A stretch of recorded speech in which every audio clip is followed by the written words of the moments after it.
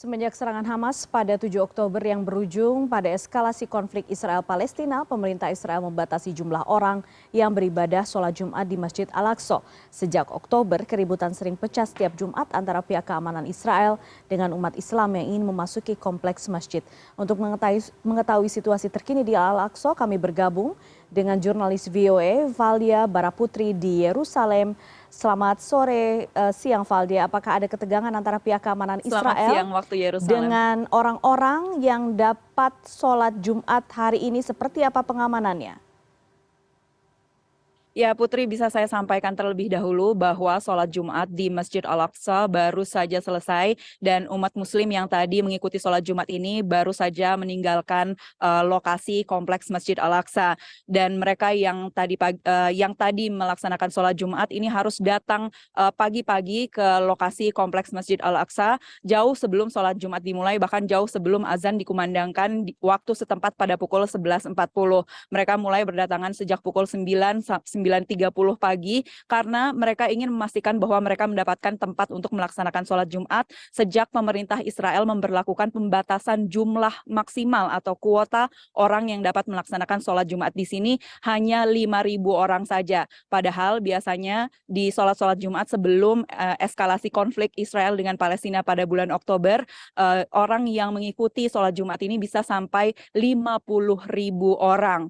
Terdapat ketegangan hari ini antara pihak keamanan Israel dan umat Islam yang ingin melaksanakan sholat Jumat. Dapat Anda lihat di belakang saya, ini adalah salah satu pos pengamanan atau pos pemeriksaan di mana pihak keamanan Israel memeriksa orang-orang yang datang ke sini, bahkan menolak beberapa orang di antaranya, juga memisahkan orang dengan kelompok yang datang bersama mereka.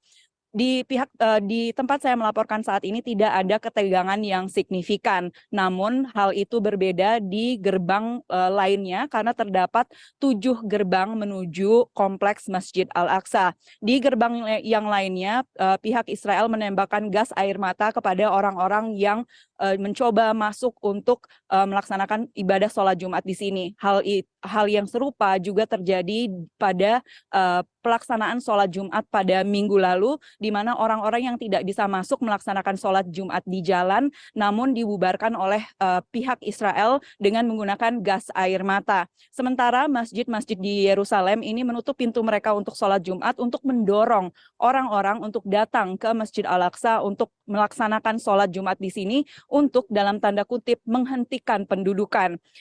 Kemudian bisa saya sampaikan bahwa pihak keamanan Israel ini terdiri dari 3 pihak, yakni militer Israel yang kita kenal sebagai IDF, kemudian polisi Israel dan juga polisi perbatasan Israel.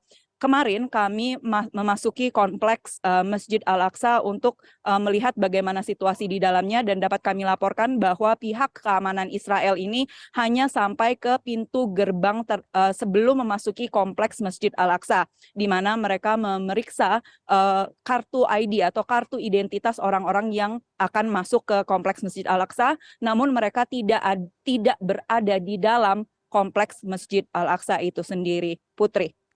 Valdia, mengapa kemudian Israel bisa membatasi jumlah orang yang beribadah di Al-Aqsa dan sejauh mana identifikasi mereka seperti apa sebenarnya?